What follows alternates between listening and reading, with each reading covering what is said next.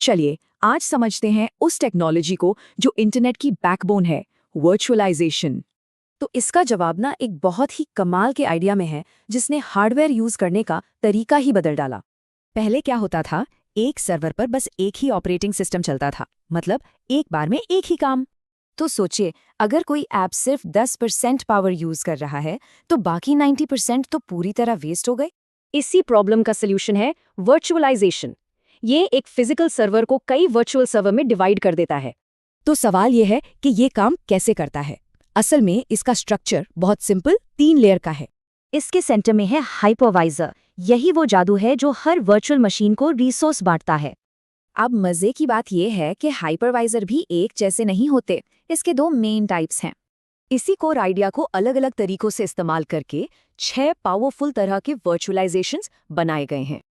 पहला है application virtualisation. इसमें ऐप को उसके ऑपरेटिंग सिस्टम से ही अलग कर दिया जाता है। जैसे कि एक विंडोज ऐप को किसी आईपैड जैसे डिवाइस पर चलाना, है ना कमाल। दूसरा, हम पूरे नेटवर्क को भी वर्चुअलाइज कर सकते हैं, जहां सब कुछ सॉफ्टवेयर से कंट्रोल होता है। सोचिए, बिना कोई केबल लगाए क्लाउड में ही पूरा का पूरा ऑफिस नेटवर्क तैयार हो गया। तीसरा है डेस्कटॉप वर्चुअलाइजेशन। यहाँ तो पूरा का पूरा कंप्यूटर ही क्लाउड पर होता है।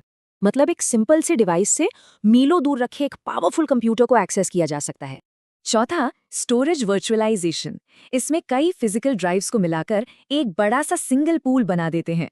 तो जब क्लाउड में डेटा सेव होता है, वो किसी एक डिस्क पर नहीं बल्कि कई डिस्क्स में फैला होता है। पांचवा और सबसे कॉमन टाइप है सर्वर वर्चुअलाइजेशन। एक मशीन पर काम करे अनेक सर्वर की तरह, यानी एक ही हार्डवेयर पर लिनक्स और विंडोज जैसे अलग अलग ऑपरेटिंग सिस्टम एक साथ चल सकते हैं। और छठा, डेटा वर्चुअलाइजेशन। ये डेटा को बिना मूव किए अलग अलग सोर्स से एक्सेस करने देता है। इससे डेटा का एक सिंगल व्यू मिलता है, फिर चाहे वो कहीं भी स्टोर क्यों ना हो।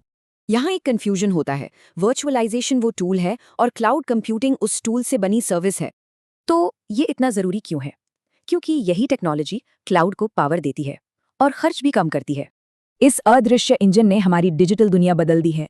सवाल ये है कि आगे और क्या क्या वर्चुअलाइज होगा।